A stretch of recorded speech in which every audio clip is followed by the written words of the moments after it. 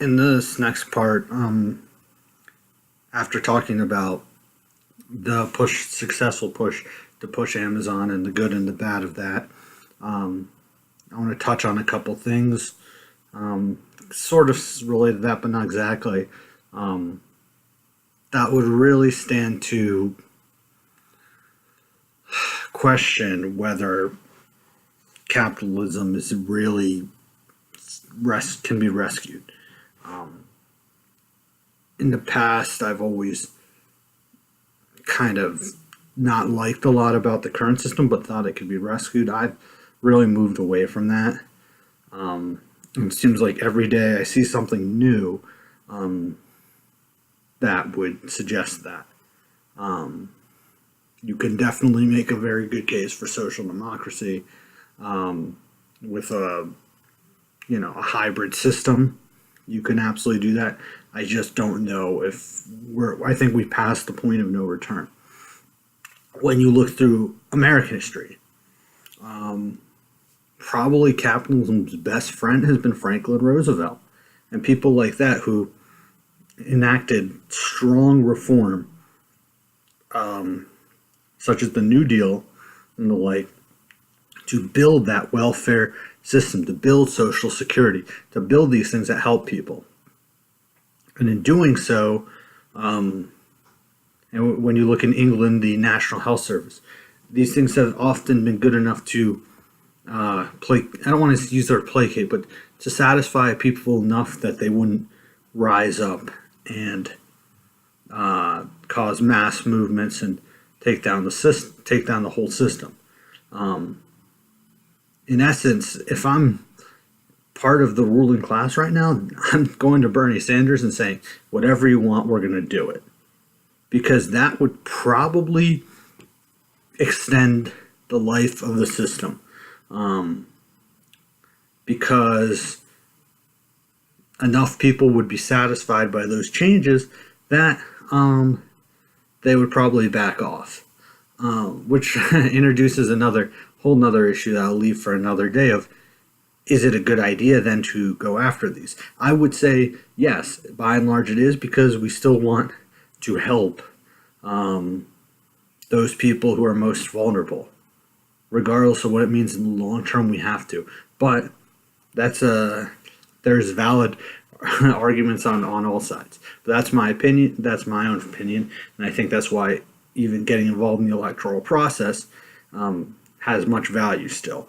It's not the end-all, be-all. It's not the final answer. That lies in movements. Yeah, it's what we have now, and whatever we can do to help in the short term is a good thing. So I don't want to get into those weeds today, though. What I'm getting at is essentially is you can make an argument for social democracy, democratic socialism, points left. What you cannot make an argument for is the type of bland centrism that is being put out there by the Democrats. That is being put out there by not only Democrats, but people actually that are not even Democrats. They're just really rich people who don't like Trump. I'm thinking particularly of a few things. One, a tweet that came out today, not today, a few days back, that were from Chuck Schumer, talking about, hey, if we take over the Senate, we're going to move the threshold to nominate judges back up to 60. That's not good enough. That's not what you should be saying. You should be saying, if we can get that, then we're going to withhold, we're going to block Trump's justice all the way through. And Lord knows with people like Joe Manchin there, you may not be able to do it. If for some reason you can't, and in this case, raising the threshold to 60 as a temporary solution may be a logical thing, just to hold it over. So we'll hold it over, make sure he can't get his nominee in. And before people want to say, oh, that's bad form and all that, you see what they did to Merrick Garland, who is a bland centrist judge. Obama picked basically a dream judge for right-wingers when you have a Democratic president. The guy's as centrist as they come. All right? He's not my cup of tea for a justice. But you saw how they treated him. The gloves are off, okay? The time for letting Republicans do whatever they want and play hardball while the Democrats play softball is got to end. So, what would the Democrats do? They would have to look at packing the court. I'm not going to, sugarcoat words. At least 2 more justices need to go in there, because while there's much work to do and while the system is, I believe, irreconcilably flawed, there have been good things that have come out through there with regards to voting rights, civil rights, LGBT rights, workers' rights, although a lot of that's been eroded by now. And same with civil rights, a lot of that's been eroded. We need to get the Fourth Amendment back. The Fourth Amendment doesn't exist for most people in the country anymore. So there's just a lot of things like privacy doesn't exist. So we have to go all out. I would take it a step further. Personally, I'd like to abolish the Senate. I see it as a completely useless body. It's a relic of past times, the nicest way I can put it. But it's there, and it's going to be really tough to do it at this particular point in time. So short-term solution, I would say, D.C. should become a state. I mean, they pay taxes. They're Americans. The only thing is they don't have representation. This is what we always talk about, the American Revolution, taxation without representation, right? It's what you learn in school.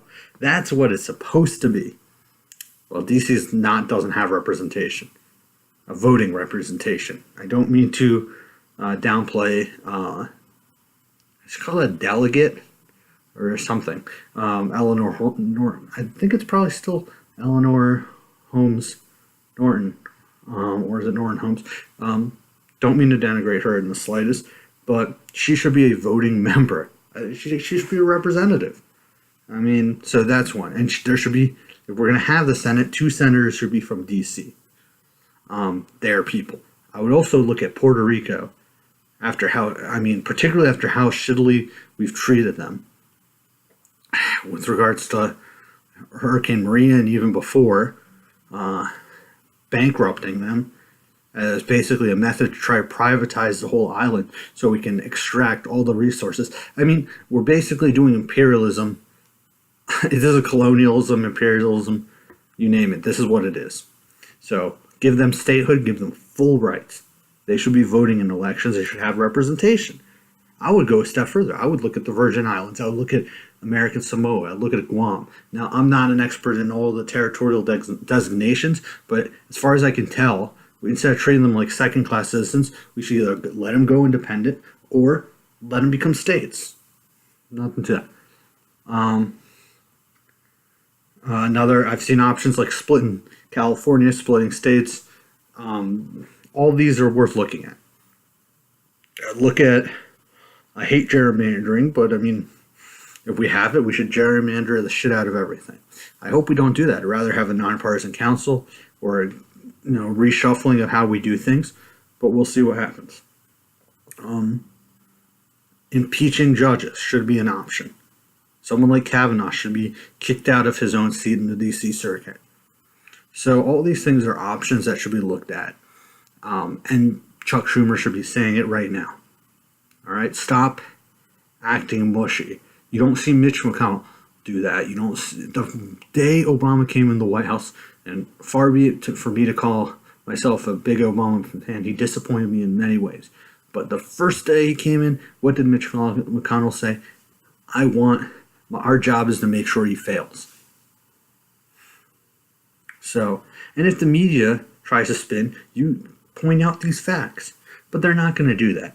Because Nancy Pelosi, Chuck Schumer, these guys live in their own bubble. They think they can work with the Republicans. They think they can do that. So that's what they're going to do. And they're afraid of, and Chuck Schumer's afraid of losing his imaginary friends, the Baileys. And true story, look it up. He has some sort of imaginary benchmark, this couple called the Baileys. It's hilarious, actually. Highly recommend looking it up. But this is I don't want to call it that because I don't want to downplay mental health. But this is the mindset, we'll say, that you're up against. Take it a step further. I've seen a lot of people want to say, "Oh, Howard Schultz." Thankfully, the Mark Zuckerberg thing is over. It seems like, but Mike Bloomberg, these people come in, and I gotta ask something. If you were so concerned about Bernie Sanders being a Democrat, at least he had the positions. Outside of what? Gun rights? Gun control, sorry. And the environment, which is not great in my opinion, his views, but he recognizes climate change, which is the low bar we have. What is Mike Bloomberg good at? He's not. He gives money to massive racists like Peter King, the Republican congressman in New York. Massive bigot, right-wing Republican. Gives money to him. Gives money. Has fundraisers. He helped put Pat Toomey, Mr. Club for Growth, the representative, the senator for the fiscal conservatives, the senator for the rich. He made him senator he gave money for senator to be senator of Pennsylvania. This guy's not a Democrat. At least Bernie Sanders doesn't give money to Republicans. At least doesn't campaign for Republicans. At least he doesn't support stop and frisk. At least he doesn't support economic policies that would fit in very well with the Republican Party. Mike Bloomberg is a Republican, is an old style liberal Republican. Liberal on some social issues, but he belongs in the Republican Party. He should be nowhere near the Democratic Party. And if he is, all it does is stand to what is become abundantly clear, that the Democratic Party in the short term, of course you got to support them in 18, totally understand that, because it's Democrat or Republican when you talk about national races. So I would not say to someone, don't vote Democrat, but because this is the shitty situation we're in. But ultimately the Democratic Party is probably, I've come to the point that it's not the answer. It's still a party for the powerful, and there are a lot of people, donors in there, that want it to be a party. Basically, they want to be the Republican Party, except not racist, or not overtly racist. They want to be that party without the homophobia. They want to be that party without all those really crazy social conservative views. But they're still going to be massively militaristic, massively colonial, massively imperialistic, and also massively for the rich. They're not going to give a flying fuck about the working poor, all right, or the working people in general, or even really, if we're honest, they don't give a fuck about the middle class either. All right, they just placate them enough that they keep the system going. All right. Now, I grew up in a circumstance where this was all fine. I grew up in a middle class system. Everything's good. But then you go out to, the real world, go to the rural places, go to the middle of the city, and you tell me things are fine. You tell me things are good because the stock market's up. Look, I hope, for my personal gain, it'd be good if the stock market goes up because I have a little bit of stocks. Not a lot, granted, but it would be nice. But for the common good, that's where my mind's going. For the common good, it doesn't really make as much of a difference. So this is just something. We need to get away from this. And I don't have a lot of faith the Democrats can do it. They can't even get around the fact that anybody who votes against, any Democrat who votes against Kavanaugh should have all his support from the party cut off. They should be completely cut off. And they can't even do that. So what's the fucking point? I always have to hear, oh, we have to protect our moderates. We need them to keep control of the Senate. We have to protect them. All right? I get it. You're in conservative states. It's a tough balancing act. Even if you're willing to concede that, this is the Supreme Court. This is the golden cow, so to speak. This is, if you don't follow the line on this, then why are you even a Democrat? Why do you even consider yourself to be with the more left mainstream party? You vote for someone like Kavanaugh. There's no use for you. right? You're better off having a Republican in there. So,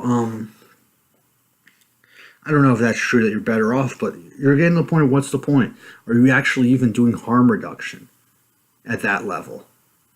At least if someone like a Ben Jealous comes in, I may not agree with all his policies.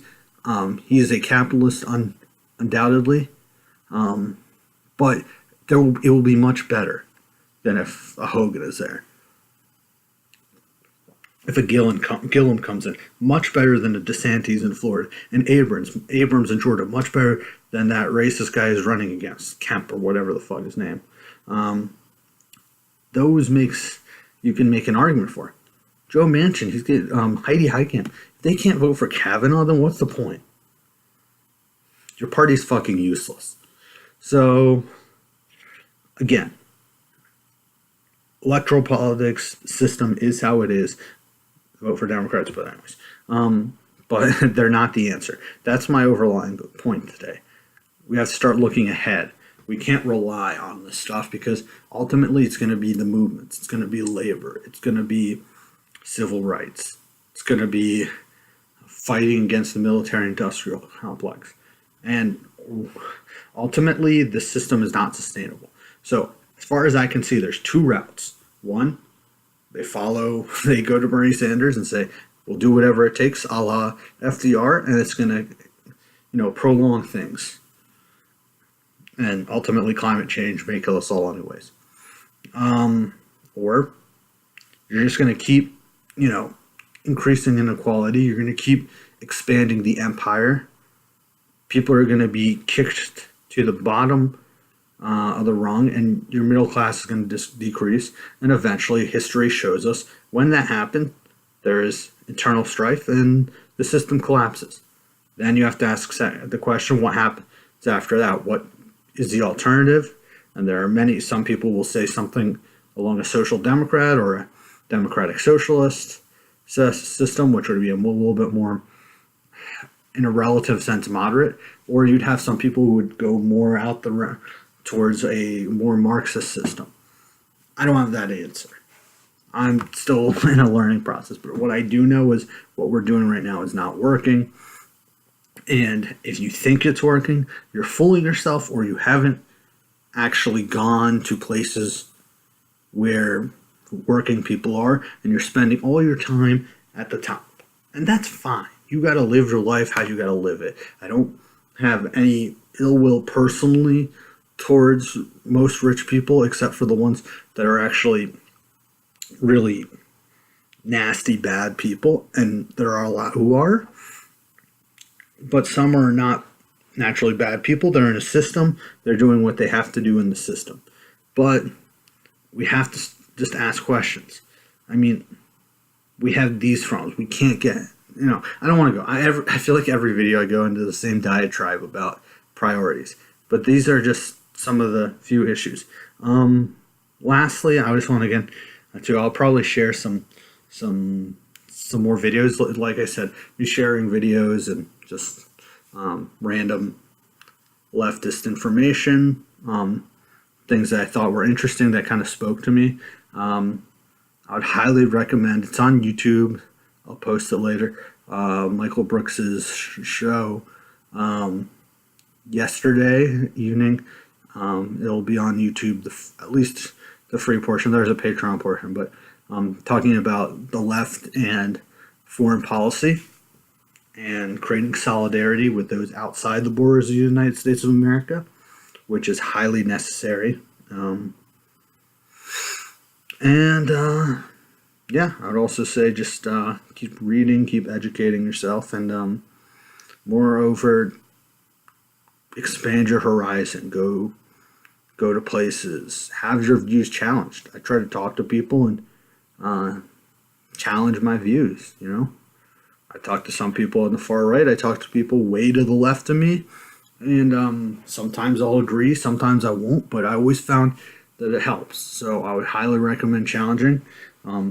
As far as I'm concerned, talking to the far right, for me, I've done it many times. It's pretty much run its course. I don't see much value in it because I've dealt with enough of it. And I'm not buying what they're selling. But certainly even within the left, there's a lot of discussion, a lot of debate, and these are great things. And we have to remember it can't just be domestic. Has to be foreign policy too.